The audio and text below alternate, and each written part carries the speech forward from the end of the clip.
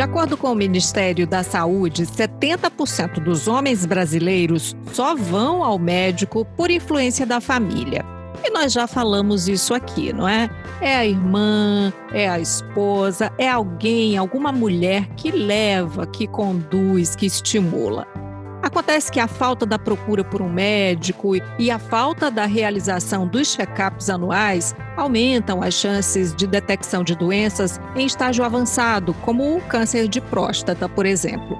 O mês de novembro é marcado pela luta contra o câncer de próstata e nesse papo de hoje a gente vai falar sobre os cuidados que se deve ter, sobre os mitos e verdades em relação a essa doença considerada o segundo tipo de câncer que mais afeta os homens no Brasil.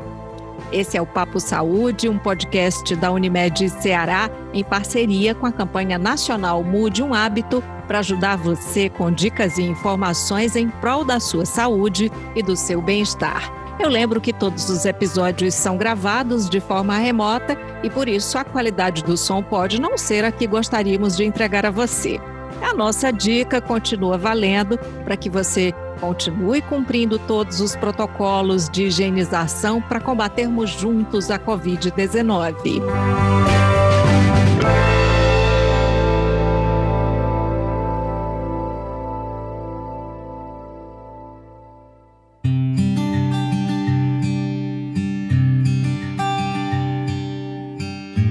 Para esse papo de hoje, nós convidamos o médico urologista Marden Bezerra. Bem-vindo, doutor Marden. Muito obrigado pelo convite, viu, Maísa? Estou muito lisonjeado para poder falar um pouco sobre o câncer de próstata, justamente nesse mês, que é o mês da campanha de prevenção ao câncer de próstata, né, que é o Novembro Azul. Doutor Marden, nós já falamos aqui em episódios anteriores como a pandemia de Covid-19 afastou as mulheres dos consultórios médicos. Se a gente leva em consideração que os homens já vão menos ao médico, né?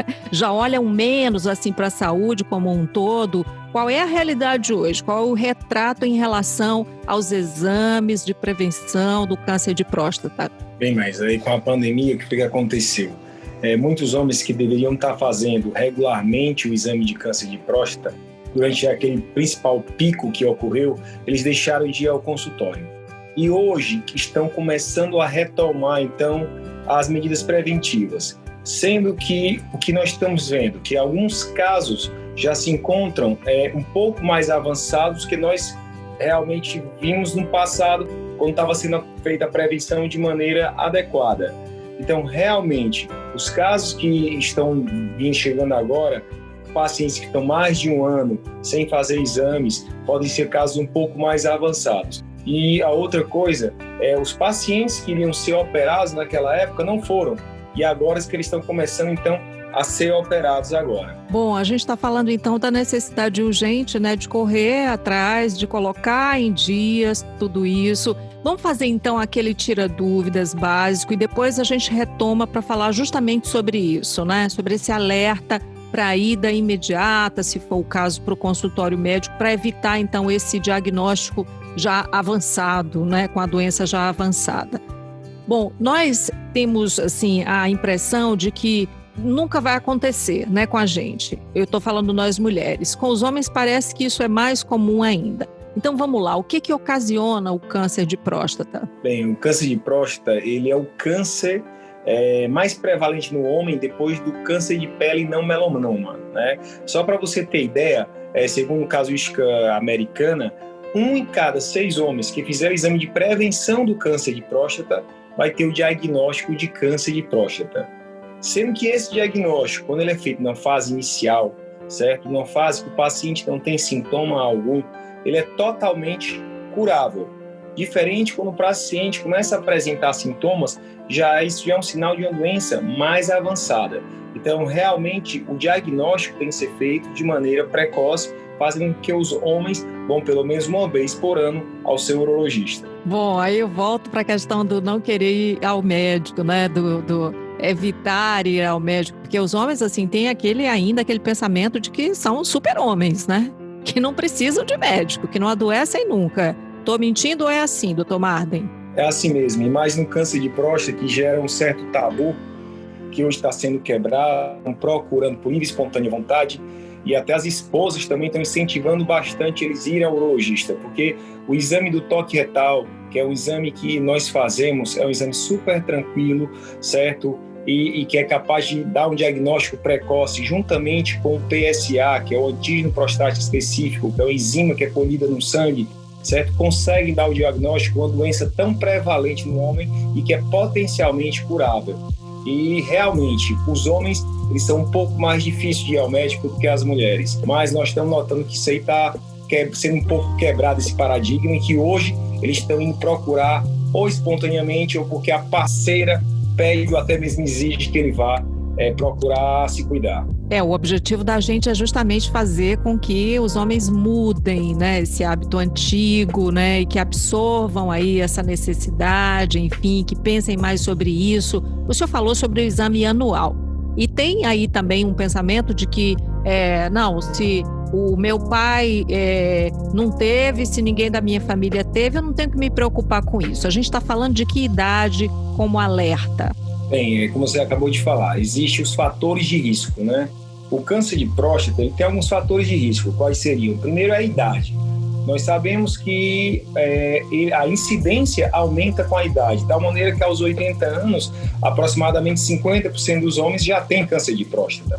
Aos 100 anos, todos os homens vão ter câncer de próstata. De tal maneira que o câncer de próstata, que tem que ser diagnosticado, são aqueles homens na idade mais precoce, que são aqueles pacientes que eles vão morrer se não for feito absolutamente nada com eles. E aí entra os fatores de risco, que seria a hereditariedade. Então, se você tem um tio, um pai ou irmão com câncer de próstata, se você é da raça negra, tá?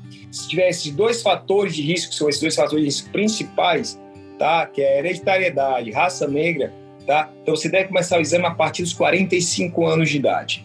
Caso você não tenha esses fatores de risco, apenas aos 50 anos de idade, que deve ser feito, que é exatamente a triagem, que é o screening, que é o PSA, que é, como eu falei, um exame que é colhido através do sangue, que é o antígeno prostático específico e que ele detecta precocemente alterações que podem ser indicativas de câncer de próstata, e o toque retal. Esses dois exames é que fazem um rastreio do câncer de próstata. Se nós tivermos, então, um exame desse alterado, nós podemos, então, pedir um outro exame hoje, que nós estamos utilizando muito, que é a ressonância nuclear multiparamétrica. Esse exame ele é capaz de ver lesões que até no toque retal nós não conseguimos identificar também. E ele pode ser muito auxiliar na solicitação de uma biópsia de próstata. Porque se nós encontramos um paciente que apresenta alterações de alta suspeição, que a gente chama de PIRADS, no caso um PIRADS 4 ou PIRADS 5, nós então solicitaríamos esse paciente para fazer uma biópsia de próstata daquela lesão. Bom, o senhor falou do diagnóstico precoce, o senhor falou da questão da hereditariedade, dos fatores de risco, não é? Da idade, enfim. Então, a partir dessa idade, dessas idades que o senhor colocou, de acordo, né, com cada caso, esse exame, então, ele deveria preferencialmente ser feito anualmente. Isso, tem que ser feito de forma anual, porque às vezes você passa 2, 3 anos sem ir ao urologista, quando você vai, pode realmente um diagnóstico não ser tão precoce como seria quando você faz de forma anual. Em relação ao exame, o PSA, eu já vi muita gente dizendo assim, não, eu fiz o PSA, tô tranquilo, só precisa ele. Isso não é verdade, não é, doutor Martin? Na realidade, os dois eles se somam, tanto o toque retal como o PSA. Muitas vezes chega o paciente no consultório que foi num colega que não é da área, e viu o PSA estava de 2,5. O PSA nós sabemos que o normal dele, eles consideram a grande maioria dos laboratórios até 4, tá? E aí 2,5 teoricamente estaria normal, então não precisaria fazer o toque, sendo que eu já peguei vários pacientes que fiz o toque, certo? Pacientes com PSA de 1,9, PSA de 2, de 2,5, e o paciente tinha um nódulo no toque, que não ia ser visto se não tivesse feito esse exame, e aí eu solicitei uma ressonância que deu alto grau de suspeição, então foi feita a biópsia que deu realmente diagnóstico de câncer de próstata, mesmo em pacientes com PSA abaixo de 2,5. Normalmente, me parece que os homens que fazem, né, tentam levar isso adiante. Meu PSA tá ok, não preciso fazer o toque. São aqueles que têm uma resistência ainda e que ainda vivem sobre esse tabu em relação a esse exame, não é? Mas hoje tá mudando, tá? Hoje que a gente realmente, esse tabu do toque retal, ele não tá mudando. Aqueles pacientes mais idosos, que é aqueles pacientes geralmente até, que eu digo assim, que moram mais longe dos centros urbanos, esses pacientes ainda têm naquela cabeça aquela mentalidade mais machista que impede de fazer o exame. Mas hoje em dia, os pacientes, eles vão ou por indicação de algum amigo ou de alguma pessoa muito próxima que já teve o câncer de próstata, foi diagnosticado ou de forma precoce ou de forma avançada. Isso faz que quando eles cheguem ao meu consultório, muitas vezes eles mesmos digam: doutor, já fiz o PSA, vim aqui só para fazer o toque. Então hoje a gente está vendo que os pacientes já vão com aquele interesse em fazer o toque retal, porque sabem que é um exame específico, que é um exame que pode dar juntamente com o PSA o seu diagnóstico correto e precoce. É bom ouvir isso, viu, o doutor Marden? A gente pode falar de prevenção?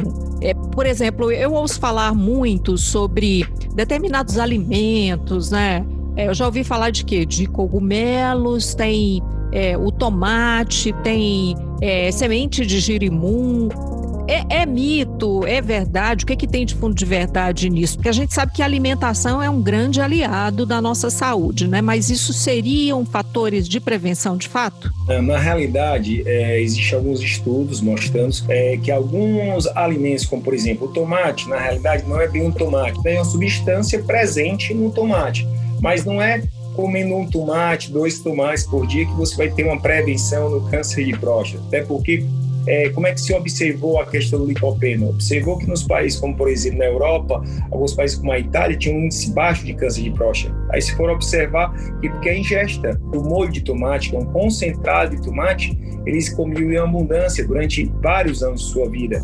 E verificaram que dentro desse extrato do molho, o que é que tinha a substância ali? Era o licopeno. Então hoje existem cápsulas gelatinosas de licopeno, que você pode tomar 1 a 2 por dia, se você quiser fazer uma prevenção do câncer de próstata. Mas valendo salientar que isso tem que ser começado numa fase precoce de vida, e não após os 60, 70 anos de idade, tá? E outros alimentos, inclusive, existem alguns trabalhos mostrando que o chá verde possa também reduzir esse risco. A castanha do Pará, 2 castanhas do Pará por dia, devido à quantidade de selênio, de zinco, parece que também pode reduzir esse risco, tá? Mas uma coisa muito importante que você falou, a alimentação rica em frutas, vegetais, certo? Em cereais, evitando sobretudo gorduras, parece ser um fator determinante para a prevenção do câncer de próstata, e principalmente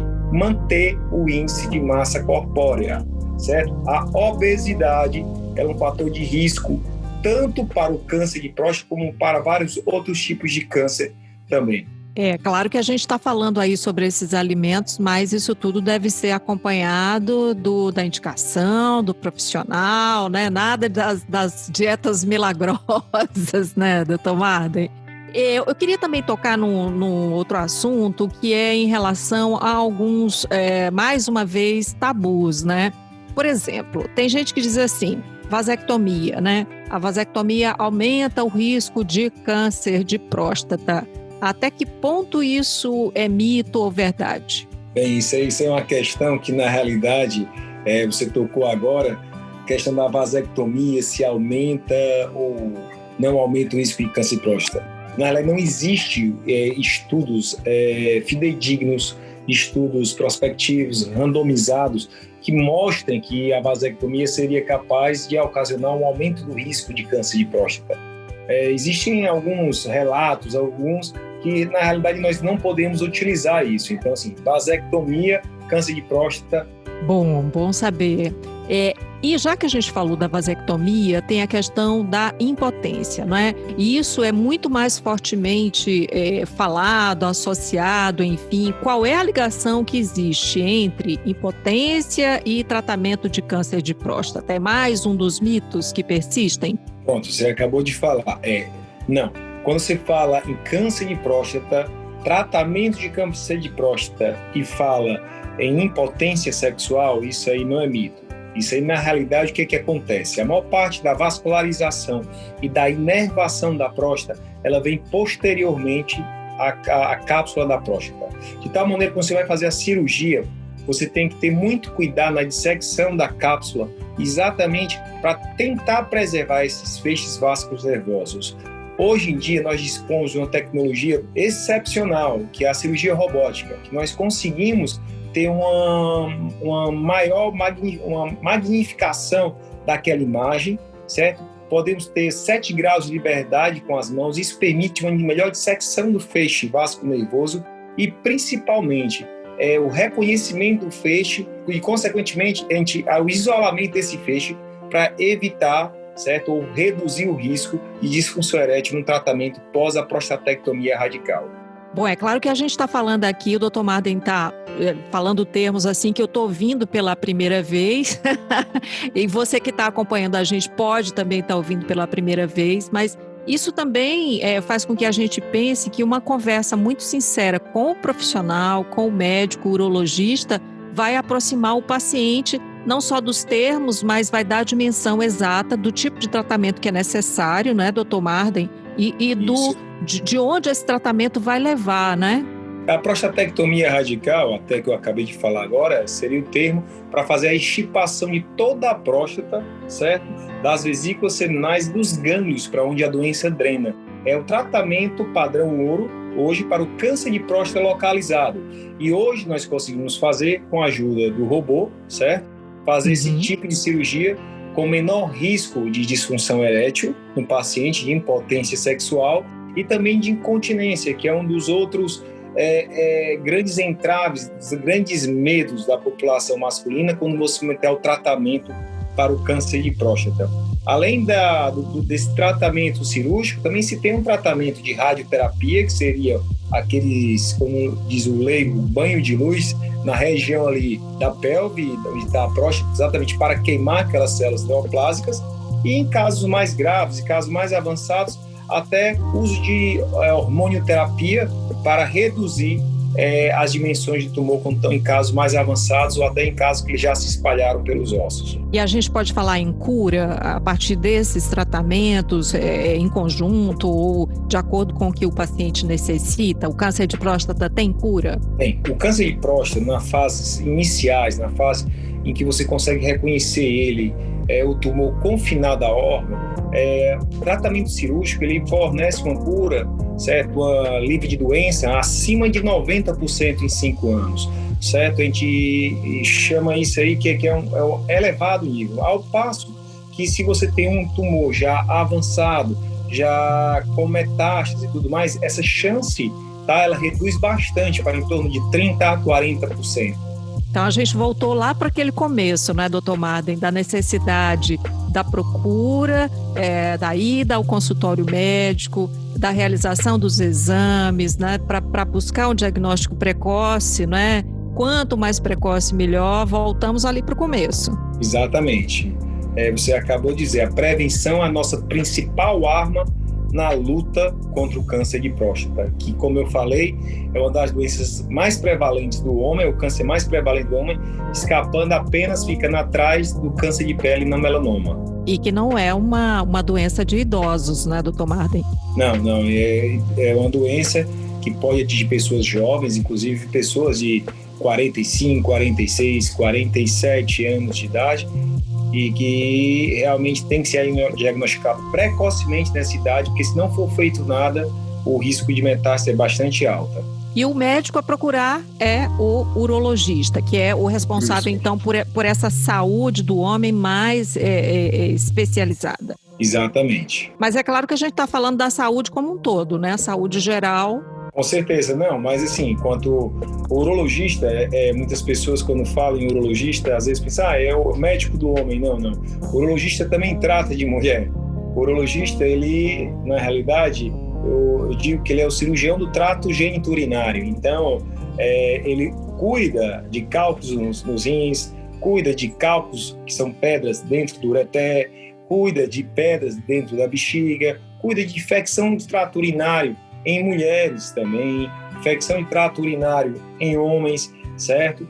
Cuida de, às vezes, pacientes que chegam com a queixa no consultório de mulheres, doutor, eu estou com a bexiga caída, estou perdendo urina. Então, o urologista também cuida desse tipo de paciente. Então, é bastante importante salientar que o urologista não é apenas o médico da saúde masculina, mas sim o médico do trato geniturinário. Perfeito. Feito esse esclarecimento, doutor Marden, quero agradecer muitíssimo pela sua disponibilidade de estar aqui com a gente, fazendo esse alerta aí no Novembro Azul, para que senhores, homens, nossos ouvintes, né, para que todos vão ao médico, para que façam a prevenção, para que cuidem da saúde, para que mudem hábitos. Certeza, Maísa. Eu quero agradecer mais uma vez pelo convite. Eu espero que tenha sido esclarecedor aqui as dúvidas e muito obrigado.